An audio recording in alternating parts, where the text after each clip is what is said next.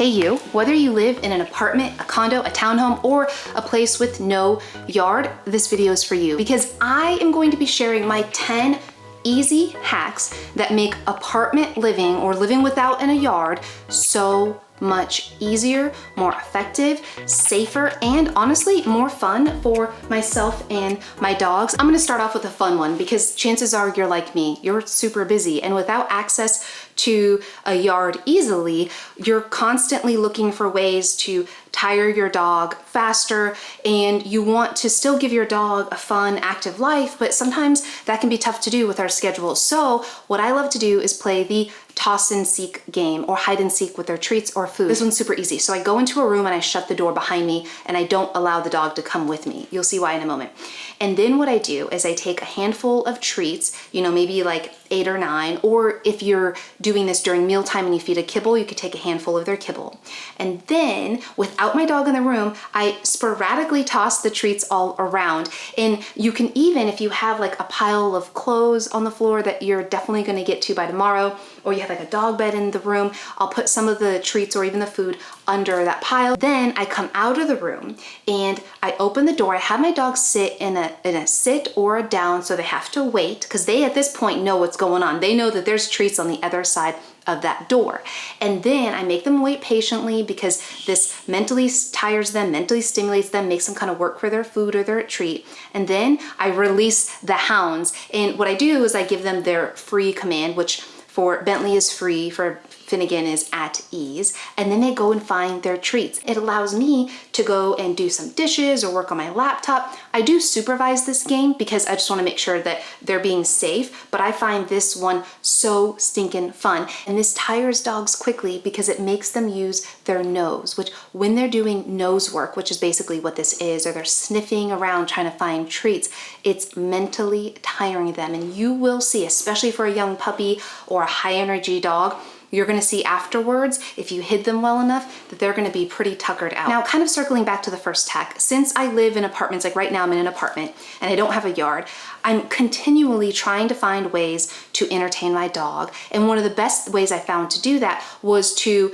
introduce new and novel things, especially things that I can interact with my dog. And what I mean by that is, you guys know I'm a big fan of Barkbox and Super Chewer. Yes, there are special links down below for you guys to get free bonus toy when you order with my link. It is the most aggressive offer I've ever seen Barkbox and Super Chewer do. And if you're not familiar, which most of you are because I always get these every single month, it is a monthly, I know Finn's like, oh, I'm excited. It's a monthly subscription box for awesome toys for your dog. And each month is a different theme. So this month is the peaceful or peace and rough. And they're just super fun because what this does is every month I get a new box of Super Chewer toys, which are, these are the more durable Super Chews for dogs that like to chew things intensely. And then I get the Bark Box every month as well, which this theme is similar, peace and fluff. And these are usually more of the softer toys. So they have something for everyone. And the cool thing too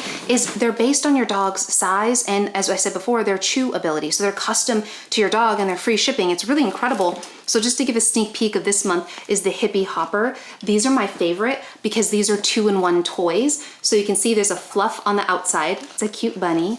And then if they were to chew this soft part off, there's a BPA-free natural rubber toy inside. So it's really like a 2-in-1 toy. The cool thing about Super Chewer and Barkbox, honestly, is that their focus on safety is important. You guys know I'm a big advocate of giving our dogs toys and chews safely. I think you are as well. And so what that means is I always supervise my dogs with toys, and they actually give you safety tips on how to safely give your dog this toy, how to play with it, and then more details about it in every box. That's really important to me because a lot of times we see toys at the store and we pick it up and we're like, how do we use this? So they really go the extra mile there. They have this cute heart as well. So it's a really hard toy. So I don't have to worry about my dog chewing bits and pieces off and swallowing it. And then this, what do they call this? Flower power. How fun. You could actually put some of no sugar, no xylitol, no other ingredient peanut butter right here, just plain only ingredient peanut butter, no salt, and have them kind of lick it off. That's kind of fun. And then for the Barkbox, these, oh, These are so fun. So first we have the free bird, of course. Look at this. It's kind of like flower power. Oh, Finny, Finny, Finny. Oh, you love that. Hold on, let's see what else. What else do we have? And then we have, oh my gosh, what is this called? The Happy, Happy Garcia. I love, so I'm like super into like tie-dye stuff right now, so this is cool. And then this is my favorite one.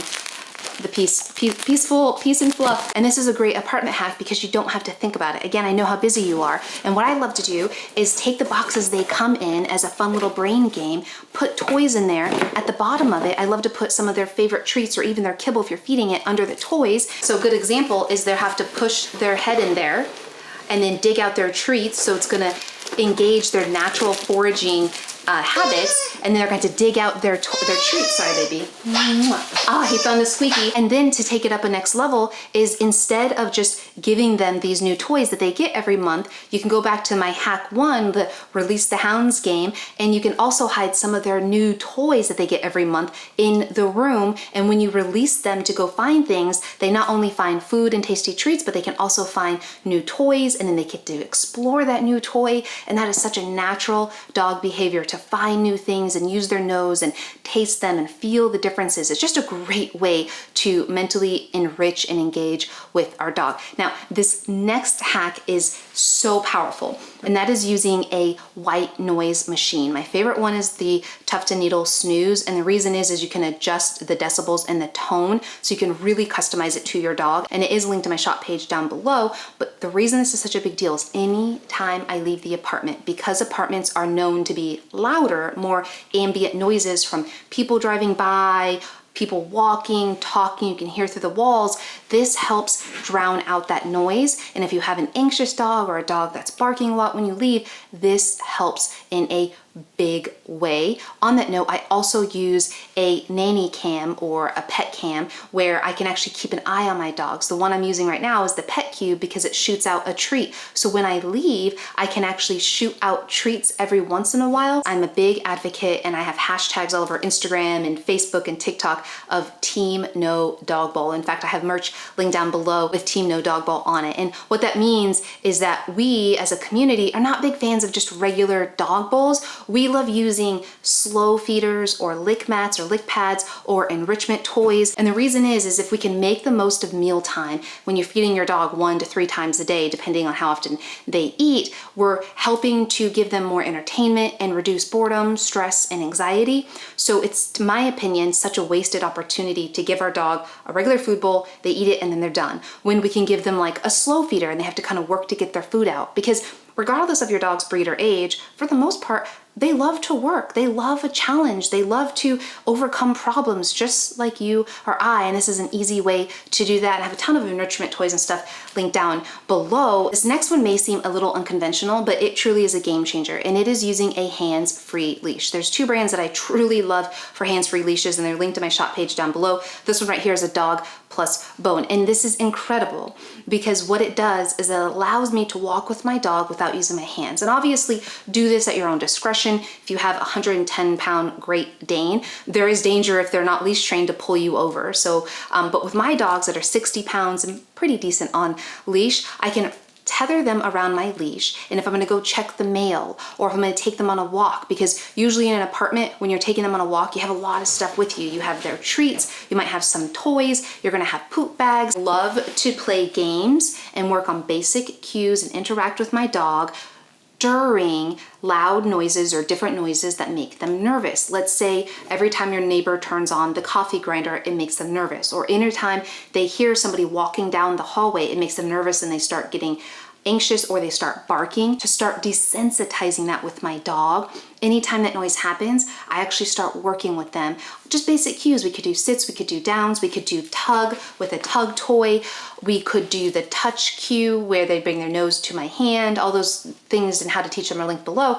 And what that does is over time, what you're doing is you're creating association between this noise that makes them uncomfortable and something they enjoy doing instead. So what will happen is over time, if you do this consistently and always use positive reinforcement, they're gonna start hearing footsteps coming down the hall. And instead of automatically always wanting to run and react to that noise and bark or cry or whine, they're gonna kind of hear it and go, wait, every time I hear that noise, mom or dad really pays attention with me. Mom or dad really loves it when I bring them the tug toy and we start playing tug. And then they'll start, instead of jumping at that and going towards the noise, they'll start redirecting towards you. Also, if you have a balcony or a patio or a garage, if you want an extra way that makes taking your dog go potty easier, I personally use, I have 2 of them right now, the extra large sizes, the Fresh Patch grass pad. It's real grass that's hydroponically grown, so there's no mud. If you have a problem with mud like I do, this resolves that, and your dog can go potty